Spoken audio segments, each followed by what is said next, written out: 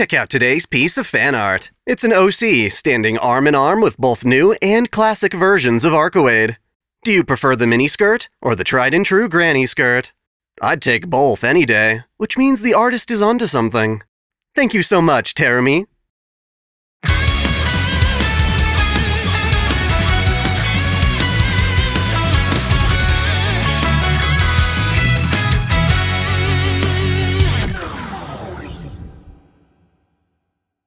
Welcome back to OtakuDaiKun. Dai here. In the past month or so, I've had the pleasure of watching two entirely different Fate Grand Order movies. First was Shinsei and Takuryoiki Camelot, Paladin Airgetlam, the final part of a duology adapting FGO's Camelot Singularity. After that came the final singularity, The Grand Temple of Time Solomon, an epic film from the same team that brought us the Babylonia anime. Between this video and the next, I'll be giving my impressions of these two films, one being a sequel to an already shabby predecessor, and the other being a highly anticipated follow-up to Cloverworks' previous masterpiece. For today, I'll be covering the second Camelot movie, which was easily my least favorite of the two films I'm reviewing here. I'll start with my spoiler-free impressions, then dive deeper into the film's content itself. It'll help if you go ahead and watch my review of the first Camelot film, as it ties right into this one. But in general, Wandering Airgetlam suffered from trying to cram too much content into such a short runtime. Considering Babylonia got an entire series to cover all its events, I can hardly fault Camelot for feeling rushed in comparison. Even so, I won't be giving it kudos for doing their best with what they had, because if they couldn't do the story justice, then they shouldn't have done this theatrically to begin with. At least Heaven's Feel was a trilogy, only having to montage a few key moments here and there. With Camelot, however, they removed entire plot points and important characters, presenting a very bare-bones version of the game's story that lacks the same spirit and emotion. When I go into an FGO anime, I'm looking for two things. One, a faithful and cohesive adaptation of the story, and two, a chance for Fate Grand Order to truly feel epic by actually showing the wild and crazy fight scenes that we could only imagine in the game. The first Camelot gave us a decent adaptation of the fights, but left out the context that gave them meaning. We just needed a bit more development before we could accept what we were seeing. Personally, I felt that with just an extra 10 or 20 minutes, the first film could have added the missing characters and events that we truly needed to appreciate the story. The second film, on the other hand, happens to have a decent runtime, but simply could have been more efficient. Figuratively speaking, had Camelot 1 done a good job, then Camelot 2 could have carried the torch by using some of its drawn-out fight scenes to continue adding development. Basically, I don't see any real reason these films couldn't have been perfect. Sadly, that's not what we got. Given the first film was heavily criticized, and the story was already abridged, it seems Production IG felt they had nothing left to lose with the sequel, and decided to go absolutely crazy with it. It leans heavy into the fight scenes, depicting them through a variety of exaggerated art styles. It leaves the plot as mostly an afterthought, only barely resembling the story seen in-game. The result is an absolute mess of a film. A beautiful and gorgeous mess, mind you, but still a mess overall. While I'd consider the Babylonia anime to be the definitive way to experience that singularity, Camelot's movies can only be appreciated with a working understanding of the game to supplement the experience. Before writing this review, I actually stumbled upon someone else's review that took the exact opposite impression. They had the nerve to call Babylonia insipid, stale, and boring, while calling Camelot bold, innovative, and expressive. Don't you just hate it when you have something you find absolutely perfect, just right in all the ways you care about, only for someone else to condemn it for the exact same reasons you love it? That's kinda how that felt to me. Babylonia was great because it was by the books, incorporating the full story, and even adding elements the game didn't. Its animation and fight scenes were consistently competent and exhilarating. Sure, the Camelot movies have some really cool stylistic moments too, but they come at the cost of a proper adaptation of the story, and I feel praising it too much is what leads to all these modern reboots and remakes being insanely meta and subversive. Sometimes a solid, proper adaptation really is the best solution. As a result, I don't care how creative they are. The Camelot movies are not sufficient adaptations on their own. They're very worth watching, but I wouldn't dare recommend them over the mobile game, which is sad because they had every potential to go above and beyond. Instead, Paladin Airgetlam spends valuable screen time animating ridiculous fights that would have been way more emotionally packed had they allocated some of that time for actual character development. With that, I want to stop talking in generalities and discuss the film's actual content. If you don't want spoilers, stop here. Okay, are we ready? Paladin Airgetlam starts right where the previous film left off. Arash had just sacrificed himself to stop Rongominiad from annihilating Hassan's village. It opens with a loving rendition of Bedevir's past, and how he couldn't bring himself to return Excalibur to the Lady of the Lake, as it would truly mean the end of King Arthur's life. This scene is being shown to Bedivere by King Hassan as a test of his resolve. With a single line, Gramps says he won't help out so long as Bedivere continues to waver in his conviction. So already, we see that the various Hassans are getting the short end of the stick here. Not only is there no Hassan of 100 faces, but the visiting of King Hassan is also being heavily watered down. In the game, Cursed Arm takes Ritska and the others to see King Hassan and ask for his guidance. For Cursed Arm, the current acting head of the Hashashin, this is considered a disgrace, something he will be punished for later. There's even supposed to be a fight against Hassan of Serenity, as she's being controlled to test them. It brings in some of the internal drama and organization of the Hashashin, something the film writes out entirely. The reason for Bedivire's visit is instead told to us after the fact. Mashu, Bedivere, and Ritska have a nice discussion about courage, where Mashu mentions she doesn't know the heroic spirit who saved her back in Chaldea's explosion. Bedivere, however, knows the hero inside her, but the scene ends before he reveals who. Instead, we go to Lancelot, who is questioning the Lion King's use of the Holy Lance. He suspects Agravain might be making decisions for her. Either way, he finds using the lance to be far too extreme, overkill on the innocent villagers. Tristan shows up to announce that the lance was thwarted, and that Bedivere was among their opposition. The knights all realize this is a big problem, but the Lion King doesn't even remember who Bedivere is. Instead of fighting them in the desert, Lancelot invades Ritska's party directly at Ozymandias' temple.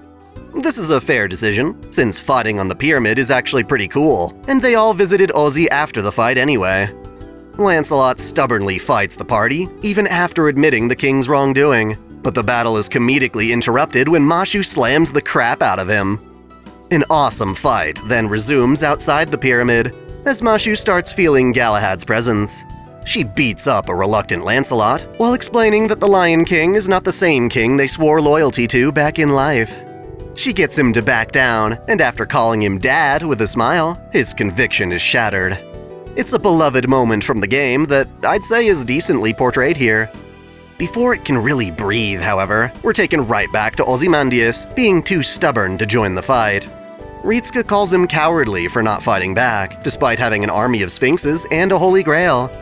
Ozzy's reason for avoiding the fight happens to be that he understands the true nature of Rongominiad, and to show it to the party, he calls up Tri-Hermes.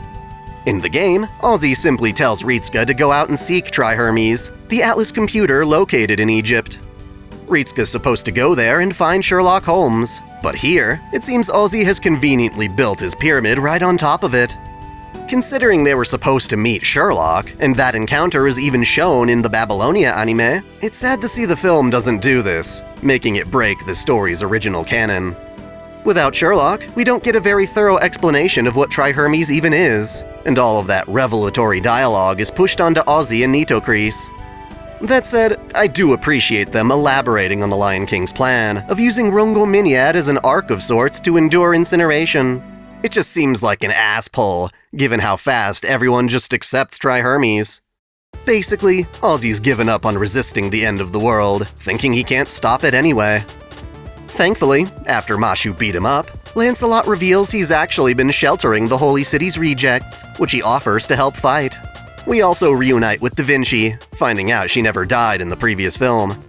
This scene is pretty good, giving us a chance to catch up and reevaluate the situation.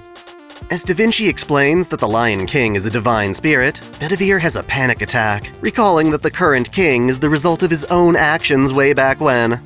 There's an adorable moment where Serenity sits on Ritska's back as he does push-ups, before Cursed Arm shows up and explains the people of the mountain have gathered for an assault on Camelot.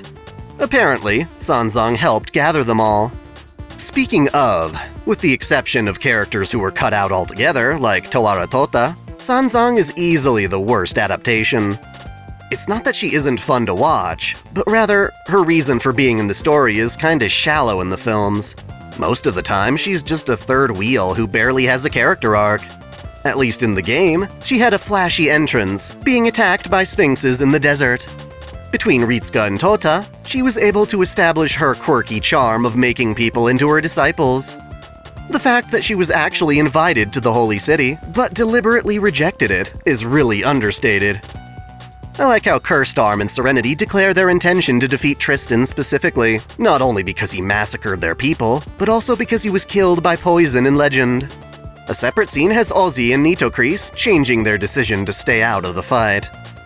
There's actually a really cool, stylized flashback of how Mashu recalls the fall of King Arthur. She tells the traditional version of the story, where Bedivere returns Excalibur on the third attempt. I could just imagine the entire legend of King Arthur being told in this style, and how awesome that would be. Later, Ritsuka helps Mashu and Rushed construct a grave for his mother. We're 34 minutes into the film, and this is the first time Rushed has even shown up. I almost forgot he even existed. In the morning, the rebels launch their assault on Camelot's walls. Obviously, the biggest threats are the knights. Luckily, Lancelot and Bedivere are there to hold off Gawain, but due to the sun's power, Gawain is just too damn strong. Regardless, it seems Bedivere's determination to return to the battlefield is enough to appease King Hassan, who blankets the sky in sand, blocking out the sun. Rather than just fighting Gawain in the sandstorm, he actually forces Gawain to rewatch his past. This is one of the film's better moments, illustrating rather cruelly that Gawain and the other knights who follow the Lion King do so with blood on their hands. When the Lion King summoned her knights, not all of them agreed to her plan of salvation. Thus, the ones who sided with her had to first slaughter the ones who didn't. Ultimately, the knights on her side are all knights who felt guilty about abandoning Artoria during life in some capacity. Hence, they're willing to help the Lion King despite her wildly different ideals. The way she stares on as her own knights kill each other is proof of that. Plus, we get to see poor Gareth run through by Gawain's blade. The whole thing about Richard the Lionheart in Jerusalem has been written out. Next, we have a bit of role reversal. In the game, Sanzang is supposed to make a valiant sacrifice, using her remaining power as a servant to blow down the outer gate. Without as much development, however, I guess this sacrifice wouldn't have been as epic, so they instead give that job to Ozymandias. After having Nitocris deliver the Grail to Ritsuka, his temple blasts open the gate so Sanzang can keep fighting. I appreciate seeing Meriamun animated, though they don't give us much time to realize what that actually is. Rather than having the party infiltrate the city together like in the game, they instead split up the different servants so they can duel each other. This is fair, I suppose. That way they can show multiple fights all at once and cut between them. We're at the halfway point of the movie, so literally all the rest is just a big final battle. The quality of the animation completely changes, going for a sloppier style that's easier to animate. The motion improves at the cost of clean line work, much like what you'd see from Sieg vs. Karna or Achilles vs. Atalante from Apocrypha. There are moments that look absolutely amazing, while others are a bit awkward. Overall, I'd say they're pretty awesome, especially on a second viewing.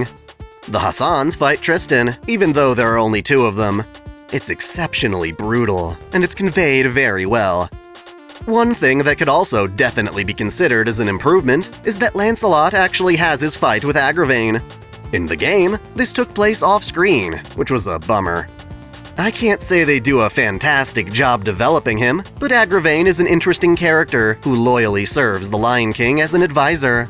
His drama with Lancelot during the affair with Guinevere would make for a great confrontation, but the fight itself is too ridiculous and doesn't really focus on the narrative aspects of their quarrel.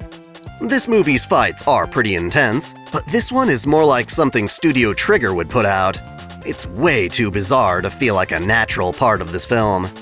Without much development, King Hassan lets Gawain go, just as the Holy Lance starts to take shape. The idea is that Gawain can better deal with the sin of killing his former knights by fighting Bedivere, but it's not conveyed all that well. The battle with Mordred certainly deviates from the original. Instead of attacking Ritsuka, she tries to take down Ozymandias' fortress. Since she's not dead yet, it's Sanzang who gets to defend it. They're really capitalizing on the pyramid as a fight venue. As a duel, it's pretty badass, and I think the matchup is quite nice given the context. If you already know the story of the game, you know that Mordred is also serving the Lion King out of guilt. Among all the knights, she was the one most credited with Arthur's downfall. She feels there's no salvation for someone like her, so she accepts being left out of Rongominiad's protection. Her gift from the Lion King lets her push herself to the limit, firing off her noble phantasm to the point of exhaustion. Basically, Mordred is being used as a disposable tool, a role she humbly accepts given the weight of her sins. Sanzang, however, is guided by the Buddha and values forgiveness. She tries to have Mordred calm down and not fight to the death. Even someone like the Knight of Treachery can seek redemption. Thus, when their noble phantasms strike each other, it offers Sanzang a moment of peace to take mercy on Mordred as the two of them vanish. It's actually really sweet, and I appreciate this over the original, in theory anyway. While the animation is there, and it's great to watch, the logic is all stuff you need to understand beforehand. A casual viewer isn't going to pick up on all this meaning, especially not with the film's breakneck pace. Returning to Gynax/Trigger style, Ozymandias unleashes Ramesium Tentiris, but its momentum gets cut off by the Agravain fight.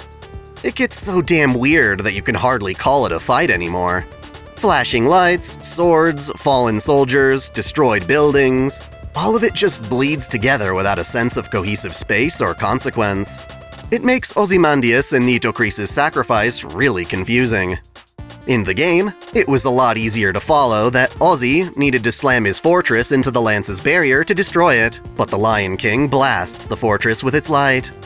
To protect him, Nitocris uses Anpunepta Gisser, enduring the blast at the expense of being consumed by the underworld. Ozzy, not wanting to see that happen to her, has her accept their demise, shattering the barrier as a noble sacrifice. Just that simple logic of, shit, there's a barrier, we can't get to the Lion King. Oh cool, Ozymandias is going to break the barrier by sacrificing himself. This basic stuff becomes hard to keep track of while all the other fights are going on around it. The battle between Gawain and Bedivere endures for like 3 phases or more. Any story progression between them comes off as spouting idealism, the same sort of things we've already heard several times before. They're basically having a pissing contest over who's the greater sinner, Gawain for killing his fellow knights to serve the Lion King, or Bedivere for not returning Excalibur. Gawain is convinced that if Bedivere showed up sooner, perhaps the Lion King wouldn't have lost her way. That's cool and all, but the fight didn't have to be that long to reach such a conclusion. At the top of the tower, the Lion King explains her plan of archiving people who have pure souls. Ritsuka and Mashu spout idealistic values to reject her salvation. They don't do a very good job of showing why her plan is all that wrong in the first place. While enduring the light of Rongominiad, both Ritsuka and Mashu look pretty swole. Her shield, now called Lord Camelot, is able to repel the blast. All that's left is for Bedivere to confront the Lion King. This fight is amazing. While Bedivere rushes into the fray, we learn he's not even a servant, but rather a normal human being powered up by Excalibur disguised as Airgetlam. Seeing Artoria break down in the presence of Excalibur is good drama, a reaction with actual development put in for it. Across these two films, it seems all the cut content was made to make sure they nailed this one character arc, so I don't really have any complaints about it. For Bedivere to finally return the sword after all these years, it's much more beautiful in this anime than the game, which is the kind of stuff I'm looking for. I just wish the entire rest of the film made this much sense. I guess that sums up my feelings altogether.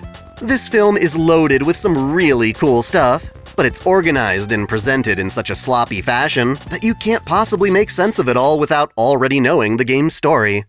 There are times when the intense shift in art style and focus on fighting actually get in the way of properly telling the narrative. It's ironic, because it causes moments that are supposed to be emotional to get lost in the chaos. Ultimately, I absolutely do recommend that you watch this film, and the previous one, as they're certainly a treat. but I want you to think of it as more of a Camelot-themed thrill ride than a definitive adaptation like Babylonia was. That said, I'm sure you're curious to know what I think about the Solomon movie. Does it do any better? Look forward to finding out in my next video. Before we go ahead and roll the credits, I want to give a special shout out to all my $10 supporters. Video Gamer 75, Stephen Elak, Samuel Gersten, Otaku Mom, Jens Bauman, Mystic Samurai 1983, Freebrick, RNG or Shuffles 1498, Alexis Yukio Gomez Yamato, Johnny Tsunami, Bricken, Happy, Sakura-chan, Caitlin P, Vladimir Rovna, and SF Giants fan Mike. Thank you all so much. Thanks for watching. If you enjoy this channel, help us grow by liking, commenting, sharing the video, subscribing to OtakuDaiKun, and most of all, smashing that notification bell so you don't miss out on all of our anime discussion, lore, or Let's Play content. You can support us directly through Patreon, Subscribestar, or our YouTube membership, all of which come with benefits like exclusive vids and early access. As always, celebrate your fandom!